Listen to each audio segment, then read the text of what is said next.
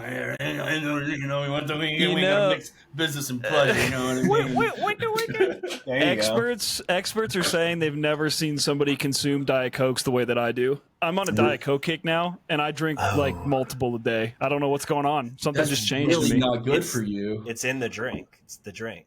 Diet Yeah. Coke, Yeah. Diet Mountain Dew. Anybody you know that drinks that, ask them how many. They'll tell you, like you just did, right? They will openly say, "I drink 7 a day," right? Or a case It's not a day. that bad. It's not that bad, but it is like 2 or 3. I don't know. It's the aspartame, man. I love those Yeah. chemicals. I'm telling You know, it's not. I just recently got over like being like I like Diet Coke now. I didn't like it for the longest time. Now I take a now I want one. Right? I want, I Right? crave it Something's so long. changing.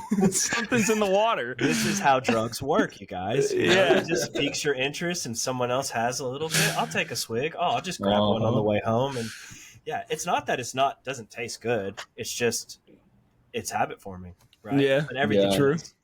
Water All right, is well, ladies healthy. and gentlemen, welcome back. It's Totally Biased Music, and we're here. We're back live with Blake, Anthony, and Trey. There's a third member. Full house. He has returned officially. So Trey, we thought it would be a perfect start to Trey's return for him to pick the album. So Trey, you picked Arlo Parks, Collapsed in Sunbeams. So tell us a little bit about why you picked the album and your listening experience, my friend. Yeah, first off, this will be the last time we talk about me coming back. You know, like we're in it now. We're Yeah. the band's fair. back together. Let's Yeah. move on. Let's continue to create beautiful art because that's what we do on this podcast. True. And yeah, let's have some fun with it. So I picked this album because I felt like the death of Slim Shady was a pretty aggressive piece of work in a lot of ways. And so I was That's trying fair. to bring a little bit of balance kind of to the pod. And I felt this album is something that I found. I have no idea how I found this record. But it like came to me at some point. I've been listening to this for about 2 years now. And it's like a go-to. I listen to it at least once or twice a week, really and truly. It's very like, it's this like indie pop British girl who like really likes hip hop beats. And you can like tell she really likes hip hop beats. She's like super inspired by Radiohead and Portishead, and like Solange. She has that like in her Spotify bio even, and you can kind of tell just by like the way that she makes her music. And I was also very curious to see how you two would respond to something like this. Like I feel like indie pop is not one of your typical genres that you listen to. Very true. But also like this is a very like palpable album. Like I don't think there's really too much that's like that I would consider bad about it. So very intrigued to hear how both of you feel about this for different reasons. Blake, I feel like you might think it's a little soft. Anthony, I feel like you might think it's a little boring. But let's get into it because I've been waiting all week to hear how you hear. Very Right. nice. Anthony, lead us off. Tell us So- about your listen. So I'm first off so glad and proud to say that you brought me this album because I had never heard of Arlo Parks, and I mean I'll keep my emotions bottled up. Arlo does not. She lets them all out, which is I think so admirable of her. She's super young too, 23, Very young. and this was a couple years old. So you might have caught this right when it came out or about that time. So that's like, again, that's a nice little feather in your cap over there. But Thanks. dude, I had a great time. When I listened to the first track and said, all right, pause. Now I have a feeling. Now I want to set this up. So I painted during listening to this album. And there were a few times where I was like, pull out my phone and say, okay, what is this track right now? But I got lost in it. And I think these albums, they're like palpable is a great way to put it. Very eclectic, very digestible, very, emotionally provocative because this is a lot of her life experience, or at least it feels that way to me. But I had a blast. I love albums like this. They're not like everyday riding around music, but I think for me, it is music that I can get lost in whenever I want to. It's there. And after listening to this, I was very curious to kind of dig into her a little bit and see, what her vibes were and what she kind of touches. But this gave me mad Amy Winehouse vibes, mad like lounge type music vibes, very jazzy, very nostalgic, even though it's fresh and new. It's like a storytelling type of experience. So I had a great time. I'm excited to go deeper and equally as curious to hear about our man over here, Mr. Taco Shirt, and see what he has to say about it. So how did you? Tuesday. This is Christian's shirt, by the way. It's kind of ghosts of TBM's past. Nice. No, but I went in completely blind. I mean, I knew, like, based on what Trey had told us, that's basically all I had information wise for Arlo. And I gotta say, man, I was really, really, really impressed. Like, it was really enjoyable. And I listened to it, like, our fucking work has been insane recently, but for once I had a day where, like, nothing was going on. And I got a nice pair of headphones at work. And so I just put it on and, like, just kind of I collapsed into it, honestly. Like, it just sucked me in. And, like, it is very, it is like that. I didn't really put it with Amy Winehouse until you said that, but it's the same type of energy to me. It's very like, small venue type music. And I will say, like, and we kind of get into this a little bit later. I think, like, to me, the sound itself, like, it gets repetitive towards the end of the album, just because a lot of the songs do hold a similar, musical structure and kind of sound a lot alike. But I still, like, apart from that, I mean, this is, if I could break this up and listen to 4 tracks, daily, I wouldn't get tired of it, because I just love, like, the energy it brings and the sound it brings. Her voice is like if, like, Billie Eilish wrote good music. Like, that's kind of what it reminds me of. Like, she's got a great voice, and it's very similar, and it's very just soft on the ears. And man, it's like Anthony says, she wears her heart on her sleeve, man. It's an emotional album. There's a lot in here that is kind of like, I don't know. It's like tough to listen to at points, because she's endured a lot, and obviously has friends that have endured a lot, and she's been with them on that journey. But I was reading along, listening to the album, and yeah, man, it was a great pick. I thought, like, you kind of, when you told us last week, I thought it would be a little more hip hoppy. Like, that's kind of the impression I got when you had introed it. But I wasn't, like, disappointed that it doesn't feel super hip hoppy, to me at least. At least I don't really get that impression from it. Yeah, it's not super hip. I mean, she does have little small, like, rap verses, kind of, where it's almost like poetry with rhythm, which is, like, literally spoken rap music. Yeah, right. But the drums for me are very, like, bass and hip hop. Yeah, and so that's why I was, like, kind of like, hey, this is something, like, I think you might pick up and notice on, is, like, these drums are very much like 4/4 hip hop beats. Oftentimes, and I think that has like 2 and 3 producers, not very many different producers that are on the record that, like, all work together on it. But something that she said when you talk about, like, the songwriting and the storytelling, is she said something effective like, my album is a series of vignettes and intimate portraits surrounding my adolescence and the people that shaped it, and it's rooted in storytelling and nostalgia, and I want it to feel both universal and hyper specific.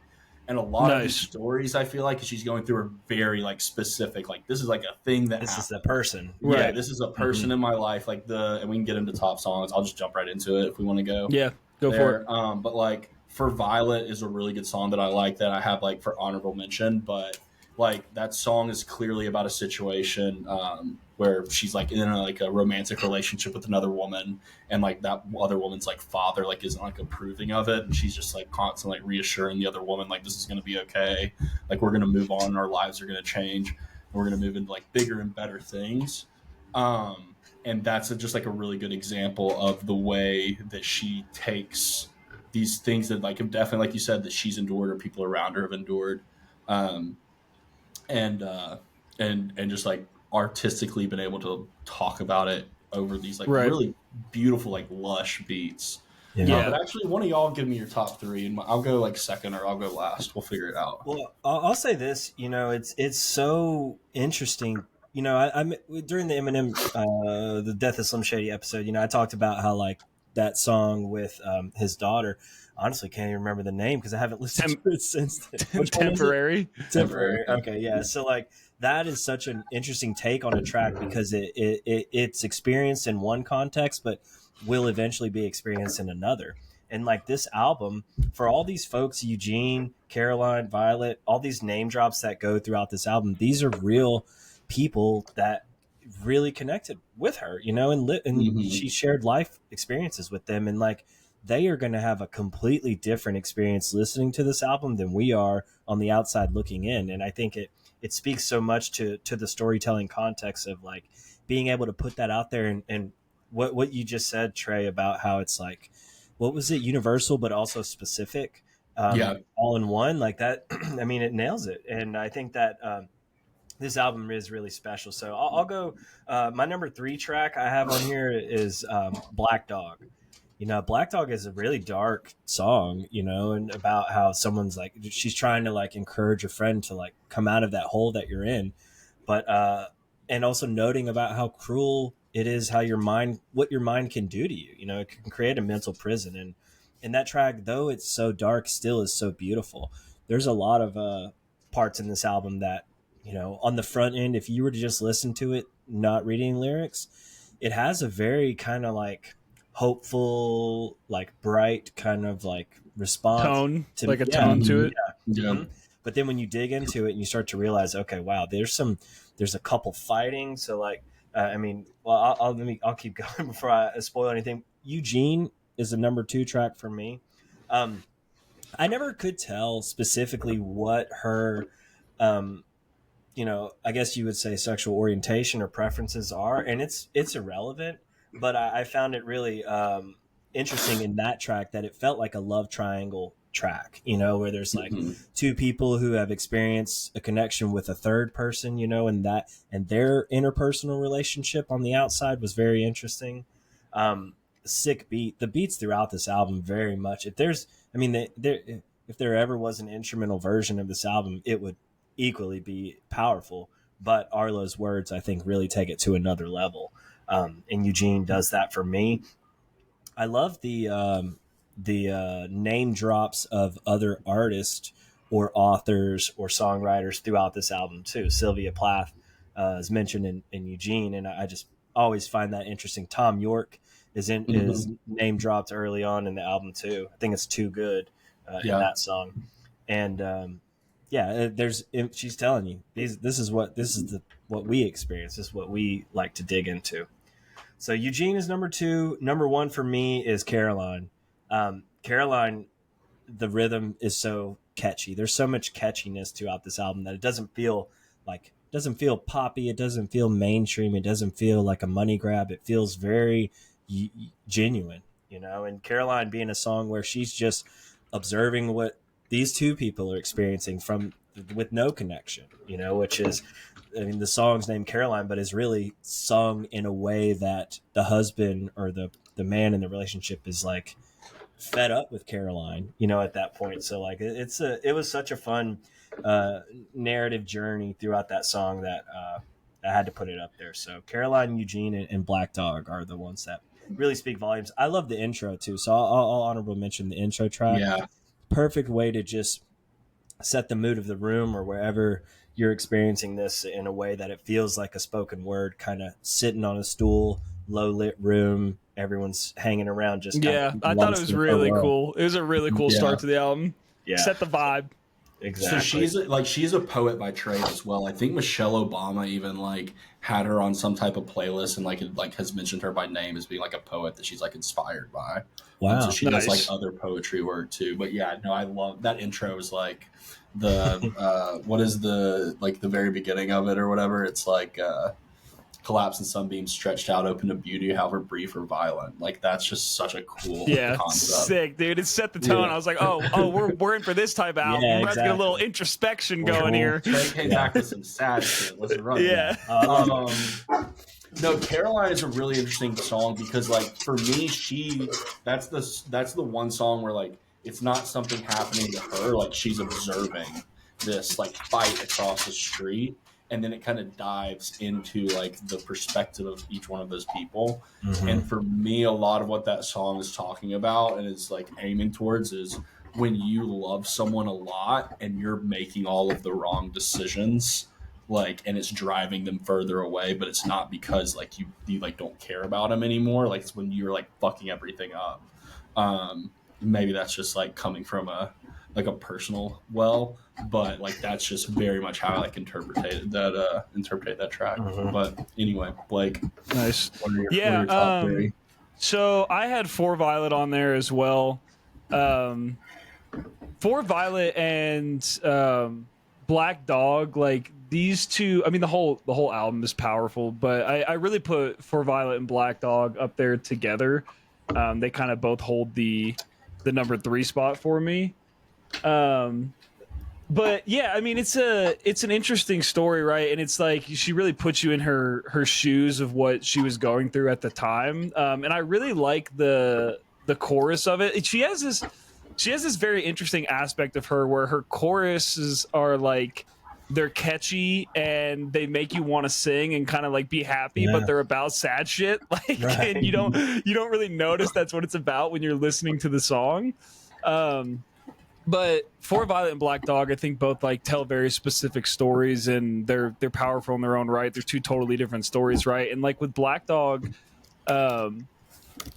I don't know, if you guys have been in this position or have been around people that are in this position of like this just soul-sucking depression where they don't want to get out of their bed, they don't want to do anything, and you're trying to coax them like just do anything, like just do the laundry or just come like walk around the neighborhood, and they literally like can't bring themselves to do it. And there have been times where I've been in that position, there's been times where people I'm close to have been in that position, and it was interesting to listen to a song like that and just see like that's a universal experience to she fucking people. Nails it. She nails exactly how that feels. And I thought it was very, very powerful. Number 2 for me is Hope. Again, with these choruses, man, this chorus fucking is so good, dude. It's so upbeat, and this one is like kind of uplifting, right? You're not alone like you think you are. You're not alone like you think you are. We all have scars. I know it's hard. You're not alone. You're not alone. And I think that's a great chorus, right? That's uplifting, and like it is just a reminder of everybody's going through shit, right? Like on a daily basis, all the people around us, and it is kind of a nice reminder in an upbeat way of, hey, you're not doing this alone. Like there's a lot of people that are kind of in a similar boat as you. So yeah, I really, really like that song. And then number 1 for me was Hurt. Hurt is, first off, again, great chorus, great beat, but it's about alcoholism, and it's very intense and very emotional, and having family members that have alcohol issues, I have my own alcohol issues and things like that. And I think like listening to a song like this is poignant, and to live through that experience and to have people close to me that have lived through that experience was really interesting. And like, it was just emotional. And I think like, the chorus again, won't hurt so much forever, won't hurt so much, won't hurt so much forever. Like it's kind of that light at the end of the tunnel. Like things do get better. It's you have to work towards it, but it will get better. And so I think just the story there and the messaging of it is great. And it's the first real song on the album, and it kind of tees you up for like, hey, you're about to go into an emotional journey, so you better strap in, right? This isn't some loose themes, right? We're talking about some real shit, so be ready for that. So yeah, I really, really like that song. Number 1 for me, 100%. Hell yeah. I think that's actually the first song that I ever heard off of this, and I think that's probably what pulled me in. Yeah, because I think that's a pretty because I have it downloaded on my Spotify, so I don't know why else I would have just downloaded that like individual one to a playlist at some point. Yeah. Anyway, all right. Top 3 for me. So the last song on the album, Portra 400. I like the song because I feel like it's a little bit of a change in pace for the rest of the record. Because, like you said, very similar instrumentation, like very similar vibe throughout, which can be a positive. And also, like by the time you get to a 11-track record, like you can be kind of like, all right, like it's wearing on me a little bit. But I feel like this song sounds different, and also her like perspective on it's a little bit different, where she's being more introspective in like her personal situation with like substances specifically. So like the lines that it opens with is making rainbows out of something painful, getting fried is how I'm dodging gravestones, spiraling in bathrooms, tiles on cheek, telling me the drugs will only make me weak. Don't you think I know that? That's like, fucking crazy line. Yeah, it's a really good line where she's like, yeah, I know what I'm doing to myself, and like I don't care, like I'm sad, like just I'm trying to be. like let me be, like I'm dodging gravestones, like I know how to do this. And how vulnerable, like how admirable is that for an artist to express that, you know, to say, look, this is what I've been through. Could be where you're at. This is where I could be at. You know, it's just so introspective, but also just so humbling to put it out there in the world. And for a 21-year-old girl. Yeah, right. 21. Jesus. Yeah. Yeah, it's nuts. I'm going to pull my honorable mention to like my second. I'm going to tie it with the Black Dog. So for Violet, I think is really cool. So like she does identify as bi. I think she's currently dating like someone else who's like in this similar like British pop scene. And like they have like a couple songs together like in some other like worlds or whatever. But yeah, I think that song's really cool. It's not something like that I've personally been through, so I thought it was like fun to like kind of hear this story of like probably people that we know have been through, where you're in a relationship with someone and like you're having to deal with how their like parents feel about you and like how they like aren't necessarily approving of you. Because I'm great with parents, so I've never had that issue. Same. Yeah, right. But yeah, all three of us. But no, for real, like all jokes aside. It's just still your mom over here. Yeah. So I thought that was really cool to read. And then Black Dog. Black Dog is one of the sadder songs I've ever like listened to, because not only is it about like someone being in that super dark hole of depression and you doing whatever you can. Like there's a line, it's like, I'd take a jump off the fire escape just to make the black dog go away. And I know you're trying, but that's what makes it terrifying, is like, I know that you haven't just given up and you're still in this like space. And if you've seen someone that's like that, or if you've been like that before, like it is a heart-wrenching situation. And like I said, I think she just synthesizes that feeling so fucking well. And then my number one song, to take kind of some of the emotional part of it out of it, is Too Good. I think Too Good is really fun. It's kind of like talking about like when you're like discovering like new love or whatever. It's also the song where she shouts out Tom York, and the bass line in it is super great. It works really well with the drums. But she has a line, it's like, I let my pain out through the way that I sit and start to pick at the rips of my Nikes. You quote Tom York and lean in for a quick kiss, but you still won't admit that you like me. It's like just kind of this like fun, playful, like young love. Mm-hmm. Yeah, and it's the starting of a relationship kind of feel. Yeah, exactly. And it's a cool song. So yeah, really like that track a lot. Nice. But I'm really glad that you guys enjoyed this record. We can go into bottoms. Did you really not think that we wouldn't? No, I thought that you would, but like you do have to kind of put yourself in a vulnerable state to like. Right. I don't know. We're sad boys. We can be that. Yeah, sad boys at our core. Yeah, right. Exactly. Right. But yeah, that makes me super happy, because I've sent this album to people that I felt like were going through something or whatever, and been like, hey, like listen to this. And people typically really enjoy it. So yeah. Cool. Anthony, what do you got for bottom tracks? Dude, here's my stance on this. I tried to like find something to pull out of this to say. Now I got two of you fucking guys to deal with. Two of you. There's no bottom tracks. Talk to Arlo about this, because like when you put something like this out there, like I struggle nitpicking at it, because it's so her just like out there, you know. It's like it's hard for me to say there's something that I didn't like. I mean, I wrote Green Eyes. I marked it out. I stuck with Bluish, but I like Bluish. I love that there's some underlying stuff in that track that's just so special. And it's her, again, communicating like, I need space. I know it's not easy and all this stuff. So like, how can I judge that? I've struggled with that big time. But dude, there's, like I said, this album through and through is something really special, I think, and I'm so glad to have listened to it in this context too. So yeah, I'm not changing anything on here. Give me more. I'm excited to go deeper, like I said, into her world. I've got an actual bottom track. All right, you go ahead, Trey. Yeah. So Bluish, to me, like the lyrics are fine, like it's fun, but the beat sounds like a bad Tyler the Creator, like a bad Tyler the Creator synth line. It's like dun dun dun slow walk, dun dun. And so that like always throws me off every time I get to it. I'll like skip through it. That's fair. That track. I mean, the problem is like everything's so similar. I feel like it's really hard to be like, oh, I don't like picking out one that you don't like, that you absolutely dislike is kind of nitpicky. Yeah. Right.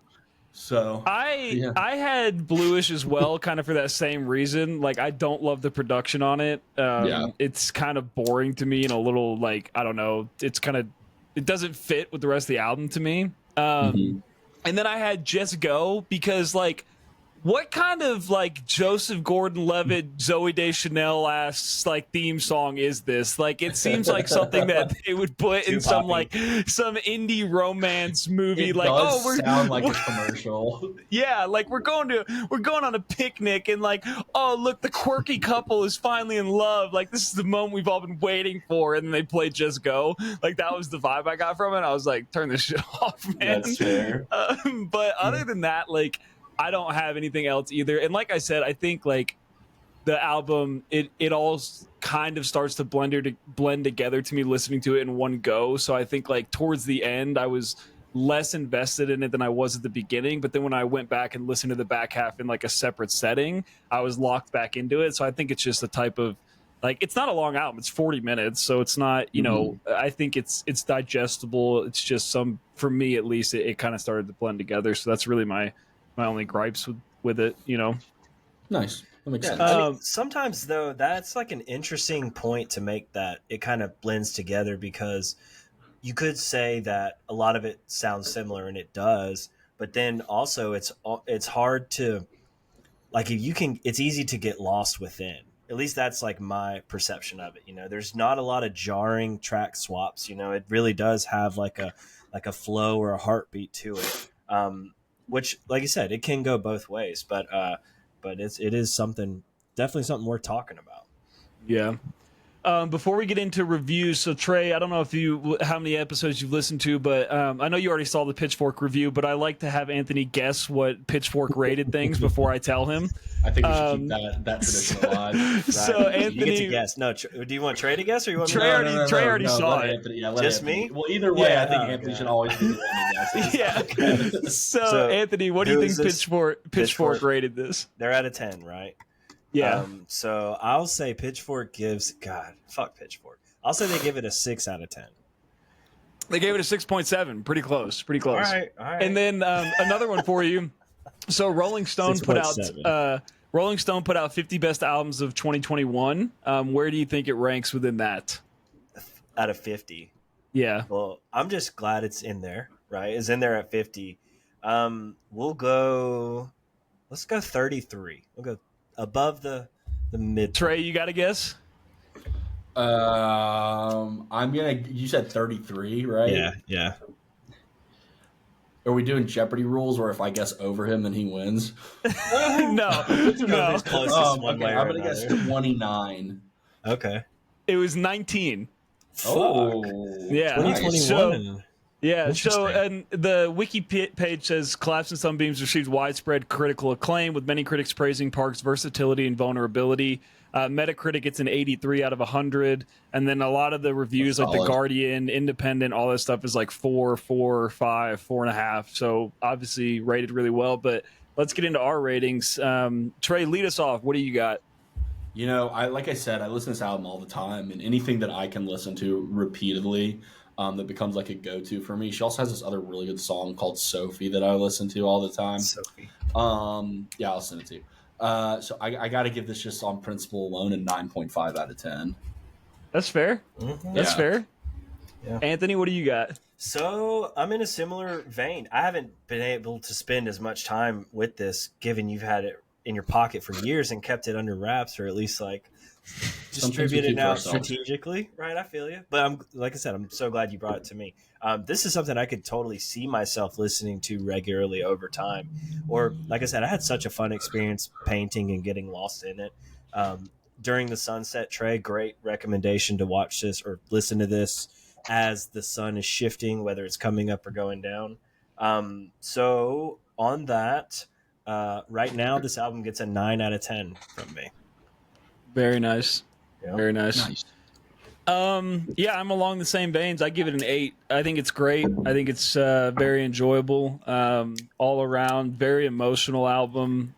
Love the instrumentation to it. Love her voice. It's just not I think, you know, the only reason it's an 8 is because of the things I mentioned previously. But it's still, you know, still great. And I think, like, if I if I break it up, then I like it even more. Like if it was like 2 EPs almost, like a 6-song and a 6-song EP, it would be different. But yeah, great album, great suggestion, Trey. Yeah, really way to go. nice.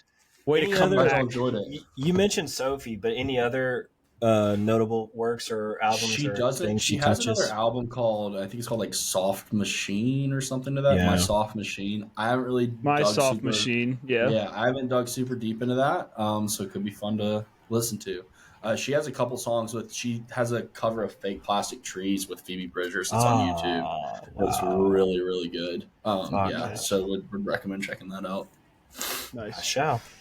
All right, so let's get into Rides or Dies, and I want Trey to go first because I got thoughts on this song. So Trey, intro your song for us. Oh wait, really? All right. Yeah. So I got Saturday Mornings by Lil Wayne and Cordae. I picked this because I was like, I'm kind of coming in with some soft album shit. I got to come hard with some type of hip hop shit.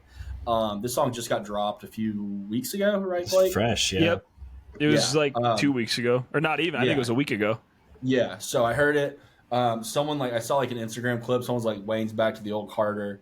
I listened to it and I thought, I don't know necessarily if that's true, but I do really like the track.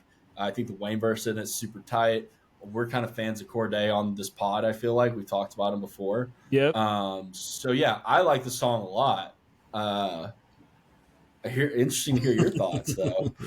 Yeah, I just gotta say, man, 2024 Lil Wayne still fucking got it, baby. Oh, still okay, showing, cool. Thank you. still showing every day why he's arguably the GOAT. The GOAT, Okay, the GOAT. if not the GOAT, easily Thank top you. 2.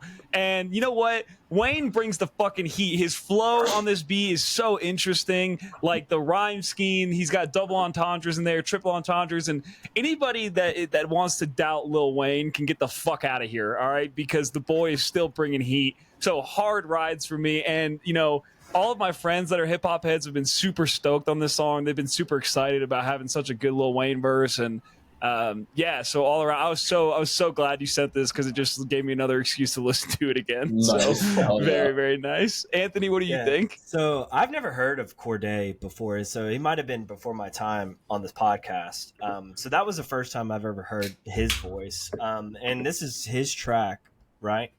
Yep. Or at least he's kind of like, spearheading it. So yeah, anytime you throw Wayne on the end of a track, it's gonna likely crush. And yeah, he's undeniable. So Wayne's verse, totally down with that. The only gripe I have with this song, like I said, I don't know Cordae enough to criticize him or his rhymes, but the vocal sample that's going throughout this song, it gets into very much like this higher pitched helium voice kind of tracking in the background, and that is what I don't like. This song rides for me, but I was getting mad Yeezy vibes with that produced beat in the background, so I had to, I knew that was going to hurt your heart. But Yeah, like I said, it's like almost like an old school like a late 2010 or early 2010s like beat. I feel like especially with that high note. So yeah, and that's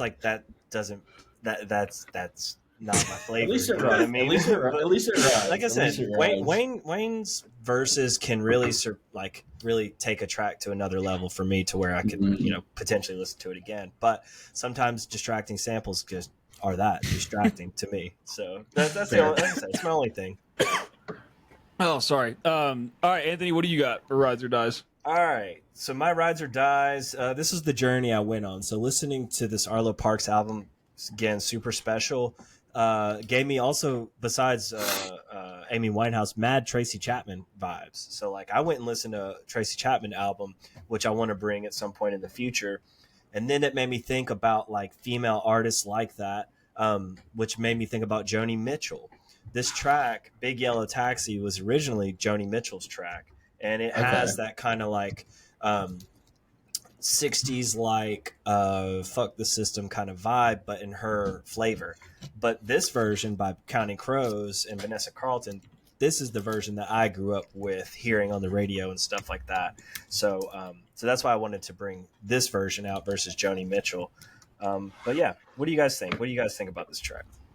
Trey? Oh man, let me tell you something. I'm not gonna act like this is the first time I heard the song. I've heard the song many times in my life. Right. And I like purposely waited until about 30 minutes before the pod started to listen to both of your tracks because I'd heard them both before. I was in the shower and I was dancing, and my snaps have never sounded so loud while I was listening to the song, man. Nice. Get the hard rides for me. Oh yeah, hard rides. Fuck yeah, yeah. Counting Crows is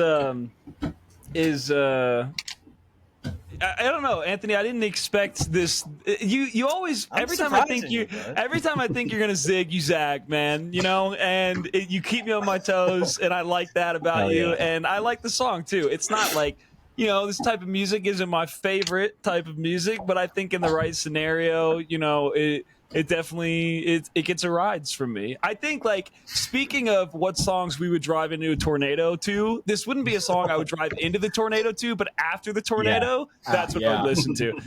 Post tornado vibes, like the edge, like it's a little green outside still. Exactly, exactly. So my song was "Dancing in the Moonlight" by King Harvest, which is an old song. It's a classic, and the reason I've been listening to it so much recently is because there's a meme that people use, and I don't know what show it's from, but it's 4 guys in a truck, and 3 of them are singing their heart out, singing the song, and then the guy driving is visibly pissed off and not engaging in the singing. And so people will pick like groups of people and put their names on the people singing or whatever. And so I saw the meme and I was like, man, this song's a classic. And me and Amanda were listening to it last night, like dancing in the house, just having a good time. And so it was a vibe. But what do you guys think? Yeah. You want me to go? Okay. Yeah, go ahead. So yeah, this song is a fucking classic. Yeah, whoever is driving that car, really fucking check yourself, because this shit fucking rides. Unless you've like heard it 4 times in a row and you got that guy who's like playing again. Yeah, I could then be in that mode as well. But no, this song brings me straight back to when I lived in Louisiana and listened to this like outdoors and that kind of vibe. It really like feels so good. But I honestly, and it took me 32 years to figure out who sang this song. I'd never known who sang the song till you sent it. So now you know. Very excited to do that. Yeah, and yeah, this song is beautiful. Nice. Did you even say what the song is? Yeah, Dancing in the Moonlight by King Harvest. Gotcha. Yeah. I also did not know who sang the song, so when you sent it, I assumed it was a cover. I was like, oh, this must be some cool Dance in the Moonlight cover. And I played it, and it was a classic, and I was just as happy as I would have been. I mean, if you say the song dies, you just have never experienced happiness in your life. So true. So true. Yonder Mountain String Band does a really, really good cover of this, if you ever want to check that out. Nice. Yeah. Beautiful. Cool. Well, that was Rides or Dies. All right, and now we got to get into the movie. So the movie was Beau Is Afraid by Ari Aster. And I have a couple questions for Anthony before we get into this. Some yes or no questions, Anthony. First off. It's one word answer? Yeah, it's just yes or no. I will do that. Do you like Trey as a person? Yes. Okay. Do you like me as a person? Yes. Do you enjoy the time we spend together on this podcast? Oh, yeah. Then why would you subject us to this, man? I told you why. Why would you do this to us? Why would you put us through this? Remind us why. Remind us why. Because Blake did not go see Maxine when it was in theaters. Yeah, but I didn't do anything to warrant this. This is clearly collateral damage. Trey, I caught us Trey. He caught us Trey. I didn't want to say this, Trey, because this is going to make you feel things, right? But there was a time, and this is not why I picked this movie. I'll gladly talk about that. But Trey, remember we were going to see Avatar together? Remember that? And then I remember. You held on to that for a pocket. I remember not why, but you said, "What did I do?" No. Now, all right, let's talk about Ari Aster. So we're even now. Okay, we're even. Yeah, we're even. I wasn't going to bring this movie. Before we get I got a question too. Do you like this movie? Trey, I love this movie, and I'll tell you exactly why. And I love these conversations because you can't have these with an average person. Here's the thing, guys. This is a movie about anxiety, right? Yeah, it is. Right? So a movie that can be made about anxiety is going to be this experience, right?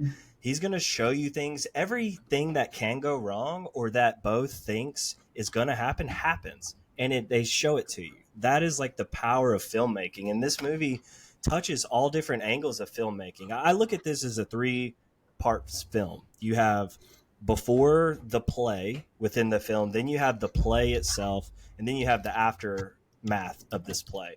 Now, if you look at this on the front end, which I don't want to assume that either of y'all did this, but if y'all went in this with a dreadful mindset, it is going to be amplified thousandfold.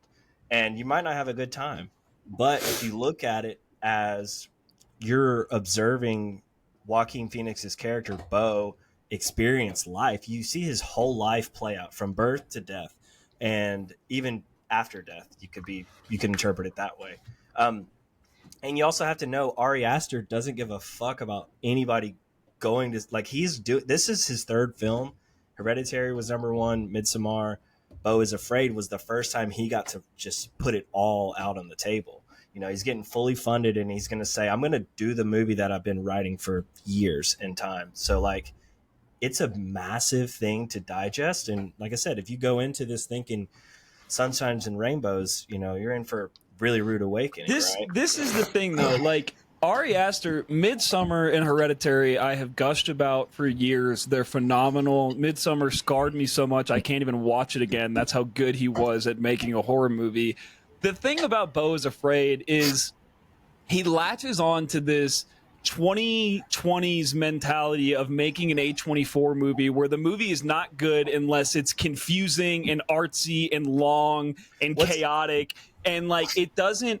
The fact that you have to portray anxiety in the most over-the-top Fox News way of looking at, like, somebody living in a city, right? That it's just jarring to the point where there's no sort of coherent plot. Like, it's just chaos. Because here's the thing. This movie makes sense, and I'm glad to talk about how it makes sense, but you have to tell me what part is confusing, and you can't say all of it, because, like, everything in this movie is spelled out and it's right in front of you. Will you recognize it or understand it the first time through? No. And, like, this movie is so much to take in that you will get distracted by the guy above his bathtub who falls down on him while he's butt naked, and then he runs out through the, you know, it's like, but you have to understand that everything that can go wrong is gonna go wrong, but also what is reality versus what is perceived reality from Beau's perspective. That's kind of the thing to sort throughout this movie, is to realize, okay, was it because he was dropped on his head the moment he was born, you know, that he's, you know, mentally in this space? Is it because his dad died while being conceived, you know, and does his mom resent him for that life experience that she didn't get to share with her husband? Now she's stuck with the son who's anxiety ridden and all this shit. You know, there's this massive corporation that's, like, laced throughout this movie and the advertising of this movie. You know, the MW is Mona Wasserman is his mom, which is also the initials of the company, which is also, there's just, it's on his robe, it's on a poster, it's there's so much to take in throughout this movie. And that's why I think Ari Aster sets himself apart, is because his films do require multiple viewings. And I mentioned this last week too. You may not watch this again, and I don't imagine you doing it again, but for those that do, it continues to pay off, you know, more and more with each viewing. I just don't know. Like, I don't know if Trey made it all the way through, and I'm interested to hear Trey's perspective, but I just want to tell you that when I saw that his father was Jabba the Hutt, I turned the movie off, and I have no intention of finishing it. That's because a shame. That's a shame. I was like, I'm not, like, once we got to, like, if the movie wasn't ridiculous enough to find out that his father is some deformed Star Wars-like figure, I was like, all right, I'm done here. And I just moved on. Is there no part of you that thinks that is his only perception of his dad? He never got to meet his dad. All he knows is his dad died having sex with his mom, you know? And to say that, like, it's just what is up in the attic, right? But that's just that sucks that you turned it off there, because I mean, there's so much more after that. Did you even get to see the scene with Parker Posey? You did see that, right?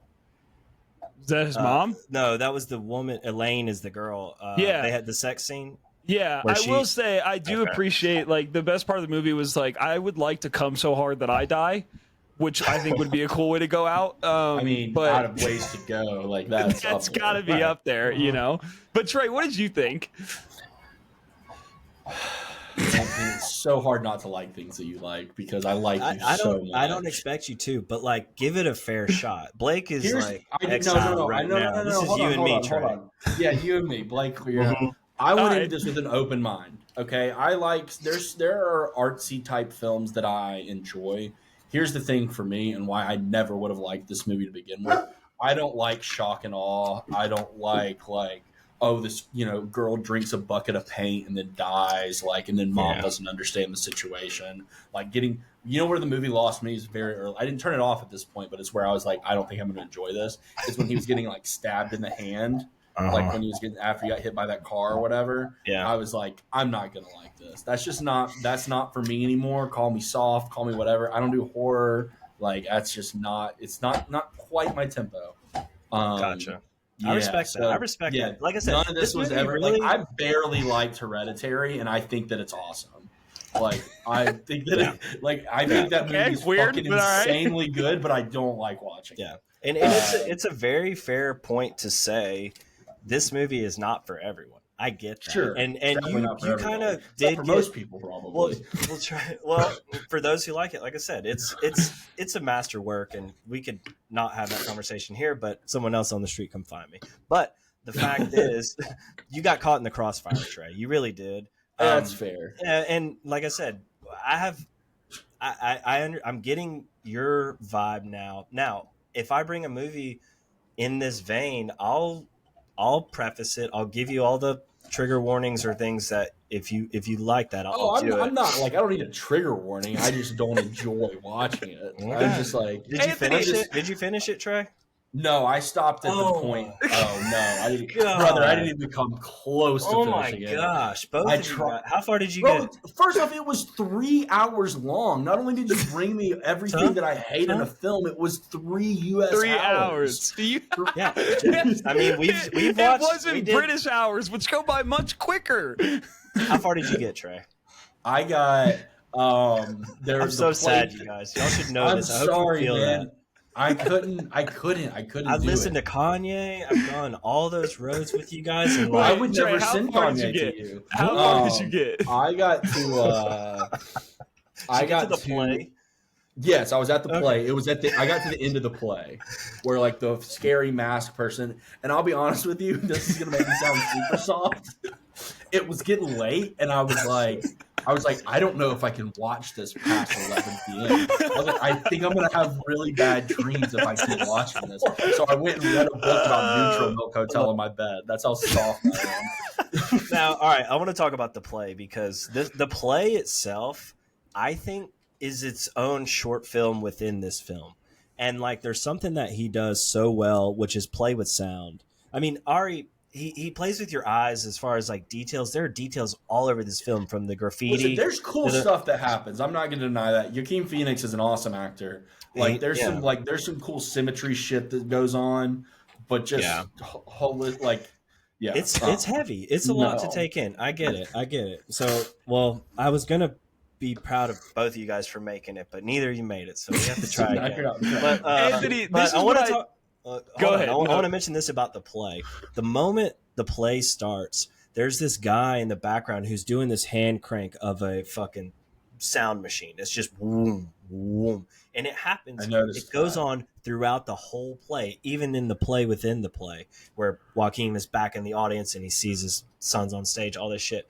But that drone effect can not just yes, it can give you anxiety, but from an artistic standpoint, it creates this atmosphere in your own head that for me is hard to look away, but for some people have to look away, but either way, it's a piece of art and not for everybody, but I had to bring it here at some point, so get it over. I don't like you acting like I didn't go into it with an open mind, because I love Ari Aster, both of his movies, Midsommar and Hereditary, and speak highly of them and speak highly of him. So I went into it optimistic, and I saw the trailers and I was like, "This is." I not that. I don't know what I thought I was going to see, but it wasn't that. Okay, and I just knew. I was like, man, when I got an hour into it, I was like, holy fuck, this is not what I expected, and I do not like it. So, but I went into it and I tried to like it. So I don't want you to act like I didn't, Anthony. All I'm saying is I knew the moment y'all started talking runtime, I was like, all right, everyone now is going to be looking at the clock or looking at how much longer do we have of this crazy shit, you know? And like, that is such an asterisk on an experience, you know, where like, if we lived in the same time zone, which by the way, listeners, we're coordinating this between 3 different time zones here. Well, So started at 4 p.m. today. give us some claps. Yeah. Give us some claps out there. Yeah. But like, if y'all could come to my house and we could shut off the lights and go down and watch this thing on a screen and be in the same room, it's a whole different vibe. But if you are, I would never watch this movie in the dark. it's the only way, you know. Like, I mean, but like the thing is, you know, like set and setting is so much of a factor. But like again, perceptions going into this. Yes, it's long. Yes, it's Ari Aster, and yes, it's going to be fucked. But like, there needs to be movies like that, and I think that for people to go through this experience I don't deal with anxiety on a daily basis. I don't live in a fearful state of mind. You know, I've not been afraid to go outside of my house or afraid to leave the state or whatever it might be, you know, but people do. And like, this does give me a whole nother respect for people who experience that. Maybe they don't fear getting stabbed by a naked guy in front of their apartment building, you know, but like, this is hyper realistic. This is what movies are made to be, I think, to say we can do all this crazy shit, and put it on screen for people to watch and experience. But from an anxiety ridden standpoint, I gain a lot of more empathy for people who do experience stuff in their own way, because it is something that I can't understand. But this might be, you know, the closest I can get to visually recognizing that type of experience. Trey, are you trying to figure out who typed soft in the message thing? Yeah. So I'm streaming to Twitch, so somebody watching us on Twitch. I'm pretty sure it's Jordan. I could be wrong, but it's somebody watching us on Twitch. I didn't know that was a thing. Okay, so next week we got me with the album, Trey with the movie. And, you know, Trey kind of set the tone for what albums he was going to bring to the pod, okay? And so now I want to set the tone as well. Obviously, I'm going to stick to my hip hop roots because I know that you guys won't bring hip hop albums, but I want to cast a wider net. I want to do older hip hop albums, more classic hip hop albums that maybe I haven't listened to fully, or maybe you guys haven't listened to fully. So to start this, yeah. You can. Okay. So along that vein, Anthony, go ahead, take a guess. I'm gonna guess. Damn, because I was thinking about some classic hip hop too, but I don't want to give away stuff I might bring. But I'll say Nas. You got Illmatic. I was going to say Illmatic. That's what I was going to guess. We've already done Illmatic, so shame on both of you. But so that's fucking embarrassing. But hey, 68 episodes in, I get it. You know, it's hard to keep track. No, we're gonna do Stankonia by Outkast. Okay. Oh, hell yeah. So yeah, we're gonna do that. It came out in 2000. I'm really stoked to listen to it again and hear what you guys have to say about it. So Trey, you got the movie pick. I hope it is something a little more lighthearted. Listen, do whatever you want to do, Trey, because you have to force us. Here's the thing, though, guys. That's not how I'm viewing this. I don't want to make you watch something that's going to make you scared and have nightmares. Well, now I know this now, Trey. So, like I said, I will shift my future picks accordingly. But we got to see this thing through, you guys. I want to know how those nightmares turned out to be. You know, if so, or if not. Right. All right. So here's so can I give you a choice of like 3 movies that are all basically the same movie? Yeah. All right. So here's what I was thinking. We're either doing, and like I need to put my brain through a car wash after last week. So we're either going to do Superbad, Accepted, or 40-Year-Old Virgin. It is up to you. Okay. I know which one I want. My vote is Superbad, 100%. Okay. I'll go with that too. Superbad. All right. Let's do Superbad. Fuck yes. Now, okay. Yes. Good. Yeah. I want to say one more. Consistently rated the #1 comedy of our generation. I want to say one more thing. I had a comedy ready to go for you guys that will come back around. But yeah, like I said, it was hard for me to not remind Blake how much Maxine meant to me. So that was really. Oh God, I'll never live this down. Never gonna live this down. I will never I'm live so this glad down. that I'm not on that kick at least. No. But okay, so we got Superbad and Stankonia.